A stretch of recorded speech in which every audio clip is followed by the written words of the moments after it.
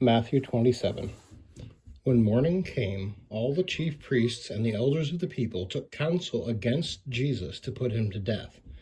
And they bound him and led him away and delivered him over to Pilate the governor. Then when Judas, his betrayer, saw that Jesus was condemned, he changed his mind and brought back the 30 pieces of silver to the chief priests and the elders, saying, "I have sinned by betraying innocent blood." They said, "What is that to us? See to it yourself." And throwing down the pieces of silver into the temple, he departed, and he went and hanged himself.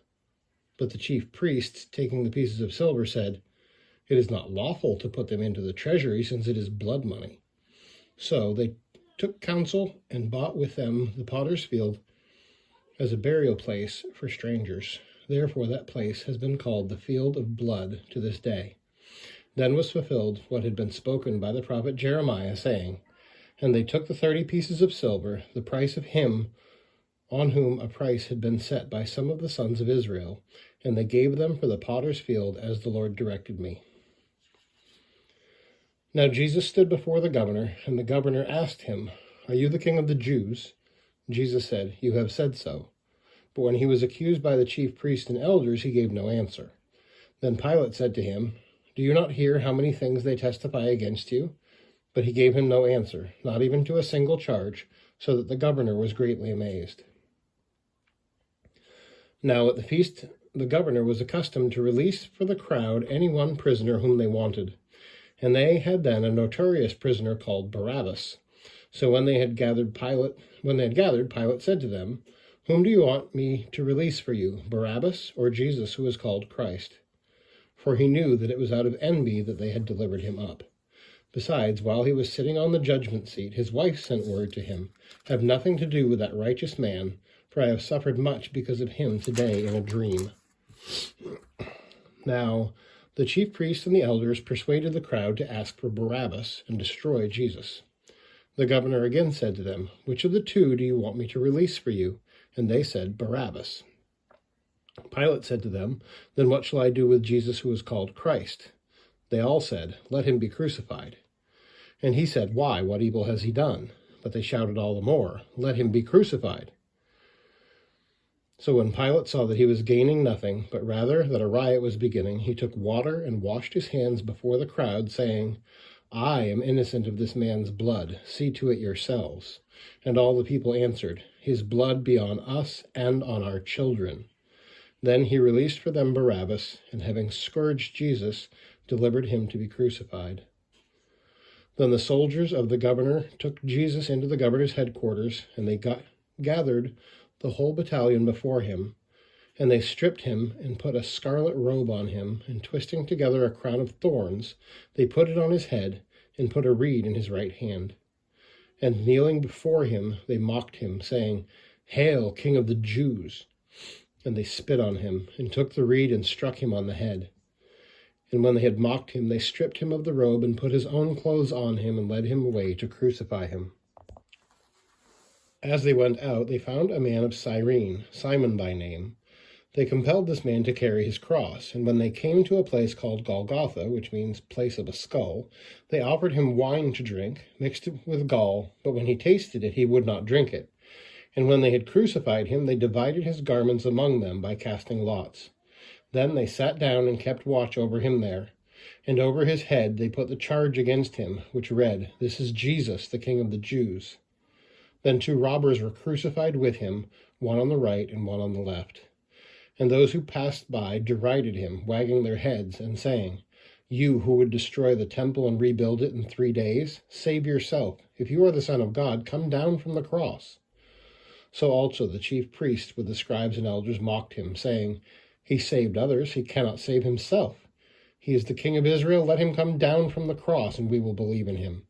He trusts in God, let God deliver him now, if he desires him. For he said, 'I am the Son of God.'" And the robbers who were crucified with him also reviled him in the same way. Now from the 6th hour there was darkness over all the land until the 9th hour. And about the 9th hour Jesus cried out with a loud voice, saying, "Eli, Eli, lama sabachthani?" That is, my God, why have you forsaken me?"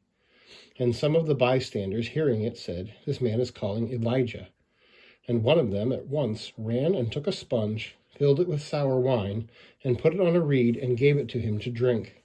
But the others said, "Wait, let us see whether Elijah will come to save him." And Jesus cried out again with a loud voice, and yielded up his spirit. And behold, the curtain of the temple was torn in two from top to bottom, and the earth shook, and the rocks were split. The tombs also were opened, and many bodies of the saints who had fallen asleep were raised.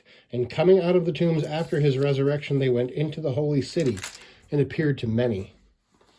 When the centurion and those who were with him, keeping watch over Jesus, saw the earthquake and what took place, they were filled with awe and said, "Truly, this was the Son of God."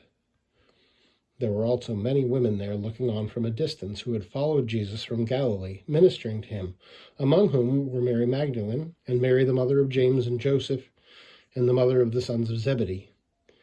When it was evening, there came a rich man from Arimathea named Joseph, who also was a disciple of Jesus. He went to Pilate and asked for the body of Jesus. Then Pilate ordered it to be given to him. And Joseph took the body and wrapped it in a clean linen shroud, and laid it in his own new tomb, which he had cut in the rock. And he rolled a great stone to the entrance of the tomb and went away. Mary Magdalene and the other Mary were there, sitting opposite the tomb. The next day, that is, after the day of preparation, the chief priests and the Pharisees gathered before Pilate and said, "Sir, we remember how that impostor said while he was still alive, 'After 3 days I will rise.' Therefore, order the tomb to be made secure until the third day, lest his disciples go and steal him away and tell the people he is risen from the dead. And the last fraud will be worse than the first." Pilate said to them, "You have a guard of soldiers. Go, make it as secure as you can." So they went and made the tomb secure by sealing the stone and setting a guard. Today we get to the hard stuff, Matthew chapter 27. Now, Jesus has said some hard things before, and certainly some difficult things have happened in the lives of the disciples.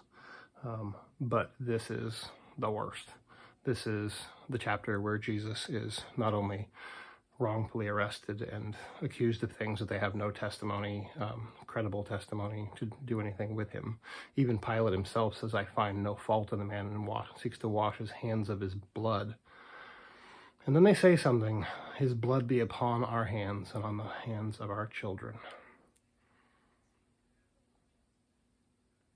You've got to stop and think for just a moment. Can you think of a person that you would stand there and cry out for their execution and say, "I am so certain I am right, that his blood be upon our hands if this is done wrongfully," basically is what they're saying. If we're wrong, it's on us and it's on our children.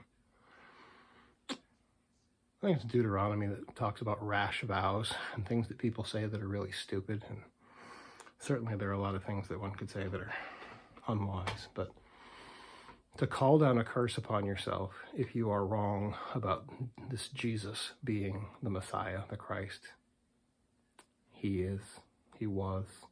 He rose from the dead just a few days later and then walked, and hundreds of people saw him and ate with him for the next 40 days until he ascended into heaven. And then we have the church that has been built in the last 2,000 years and continues to grow and strengthen. Yes, there are some that fall away. There's weakness and compromise in the land. But for those of us who understand what Jesus did for us, knowing we were dead in our trespasses and sins, knowing that we deserve the wrath of God, that I deserve to go to hell for eternity, and knowing that Jesus willingly took my place, he bore the wrath of God for me.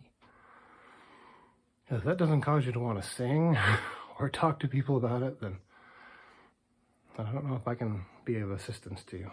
But that's what it makes me want to do. It makes me want to tell people. It makes me want to make videos like this. It makes me want to teach my children and go out into the streets and tell everybody about Jesus, because that's what he did for me. And he gave his life that I might live, and now I want to live for him. So if you want to live for Jesus, I pray that this is an encouragement to you today. And if not, I would urge you to reconsider whether he should be seen that way in your eyes. We'll see you tomorrow for the last chapter, Matthew, chapter 28. Good night.